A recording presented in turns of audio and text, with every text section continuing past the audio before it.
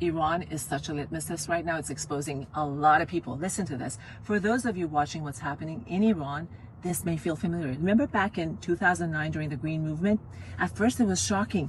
It was like watching a neighbor beat the hell out of his wife and thinking, how is this happening in front of everyone? You're stunned, you're horrified, you can't believe no one is stepping in. But it keeps happening again and again. And over time, people become desensitized. They stop reacting the same way. They start looking the other way. They tell themselves, it's complicated, it's not their place, it's an internal matter. This is how these people deal with everything. Now, it's as if that woman is trying to escape. This time around, she's risking everything to get out. No one's there to help. People are quiet, not because they don't know what's going on. They know what's going on, but because they've learned to look away.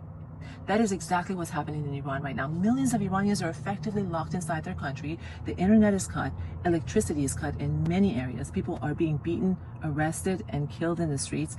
And instead of outrage, it is being ignored. What's happening in Iran should be the biggest story in the world right now. This is historic. This is the modern equivalent of the fall of the Berlin Wall. So why the silence? We're starting to see a very clear pattern here.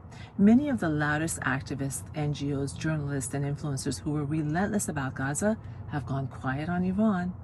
So where is Greta Thunberg, Susan Sarandon, Mark Ruffalo, AOC? They had no trouble speaking then, no hesitation, no need for qualifiers. And so we're beginning to see something very clearly. They weren't being virtuous, they were virtue signaling, because the truth is, money shapes what gets amplified. It always has, and Iran does not fit neatly into anyone's funding strategy. If your activism disappears when it becomes politically uncomfortable, then it was never about human rights. If you're an activist who cannot stand Trump or Israel, and that alone makes you incapable of empathy for people who've been brutalized for decades, then you're not who you want people to think you are. The people of Iran are not looking for slogans. They're not looking for selective outrage. They need visibility, coverage, and pressure. Pretending this is an internal matter. And then looking away is how abuse and tyranny survive, and everyone watching knows exactly who is staying quiet.